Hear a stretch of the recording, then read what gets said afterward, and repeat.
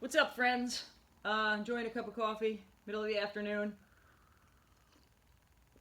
On spring break quarantine, uh, there is a reason to panic. But panic doesn't do any good. So there's no point in panicking.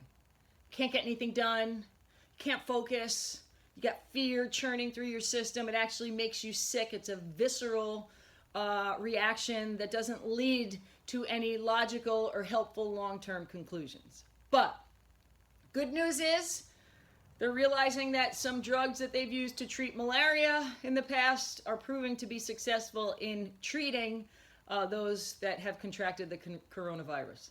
So that's good. At least we'll be in a better position to deal with this. However, this is a warning. The system is about to collapse. The financial system is about to collapse. So rebounding from this is a very difficult thing to characterize. How would we rebound from this? Would we go back to the way things have been? Do you really think that that's the course that we're going to take and is going to prove to be successful? We're just going to conquer the virus, come up with a vaccine and a way to treat it, and all is good. We'll go for another 20 or 30 years going on the way we have been. Well, I'm here to tell you, with no authority whatsoever, that that is not going to happen. So you need to prepare yourself for the fact that this is a precursor to a total and utter economic collapse. All you have to do is educate yourself, and I am by no means proficient in economics or the market or finances. It's been the bane of my existence. And it's never been something that I have been comfortable with figuring out, because it always seemed like to me, how can you just make money from nothing? And it turns out that my simple mind was correct. So there are ways to possibly navigate through this, but we have a system that's backed in nothing. And we have a banking system that is, the valuations, and I don't even know how to correctly characterize it, but the fact of the matter is the debt that we are in as individuals and that our system is in as a whole, we cannot recover. It is not possible.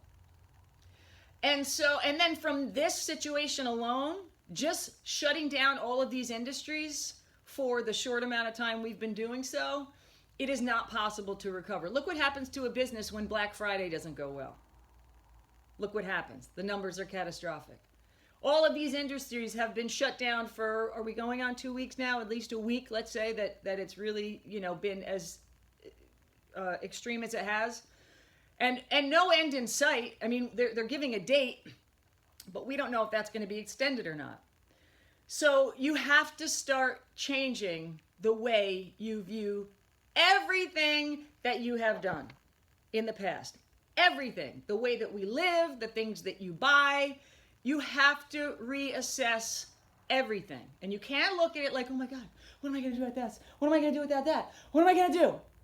You have to go through a list of everything in your life that you purchase, things that you consume, the way that you go about your life, and you have to start making categories of these are survival needs. These are the things that I need to survive.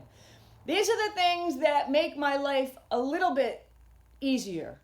These are things that make my life comfortable, and these are things that I certainly don't need, but I've just decided to embrace this wonderful failing system of capitalism. I am not saying that it should be replaced with something else, but we have gone to capitalism on steroids, and we have to intelligently and maturely come to grips with that and figure out a way to move forward. Unfortunately, I don't think it's going to happen. I just don't. It's going to have to be catastrophic to get us to a system that's going to work. That's how I feel about it. I don't like saying that, but if you start to think about, okay, what are some things, what are some steps that we could take to get us back in the right direction? It is mind-boggling, the things that would have to change and the effects that those changes would have if we took a draconian action and said, we're shutting down this is, no longer going to be an option. You can't do this, you can't do that, you can't buy this, you can't buy that. Could you imagine, as Americans, how that would play out? It just isn't going to be a nice and smooth transition.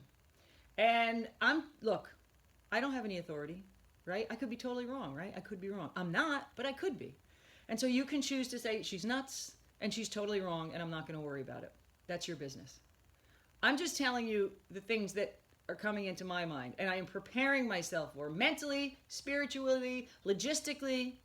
These are realities that I am preparing myself for. And how, so I'm thinking about, what can I worry about? What should I worry about? There's no point in worrying about that. Where should I focus my resources and my attention? And that's what you need to do as well.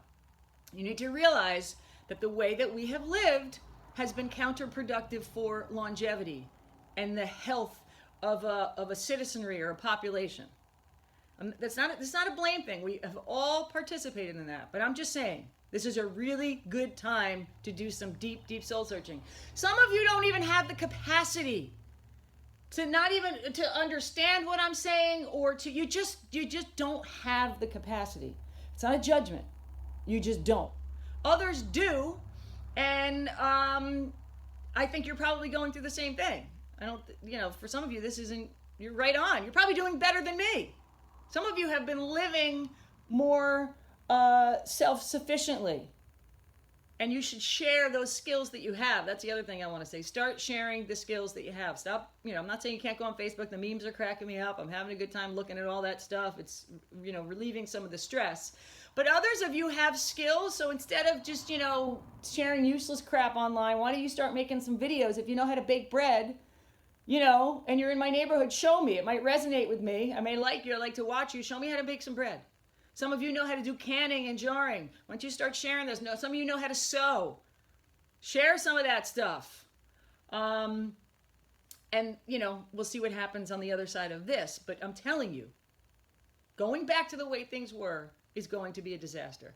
One thing I want to address, one other thing, there are many things that I want to address, but today I'll just leave it at, here's a way for you to move forward, or something that you can really dig into. We have got to stop buying from China. We have to shut it down. We're already going to feel the effects of just an unbelievable economic catastrophe just from this, right? We have to figure a way forward. So this is a really good time to say, you know what? I'm not buying in China anymore. No more. Start supporting U.S. goods. I don't care if they're 4 times more expensive. Start buying as much as you can from USA, or at least not from China. Send them a message. That stuff has got to change. We're also going to send the companies that produce things in this country a message that we're willing to pay more, but it has to be done here. Because here's why. It's not the Chinese people. The Chinese people are wonderful. All of the citizens of countries, not all, but many like us, there are some idiotic Americans, there are some, right? But there's some really good people who believe in what the values, or what the American ideal represents. We're not all practicing it. But that idea is still very important to many people. So we want citizens of the world, other countries, to still have respect for us, even though we've been going throughout the world and doing some dumb shit. And don't tell me we're not, because we are. We look at the Chinese people the same way. Chinese is not a race, it's a country.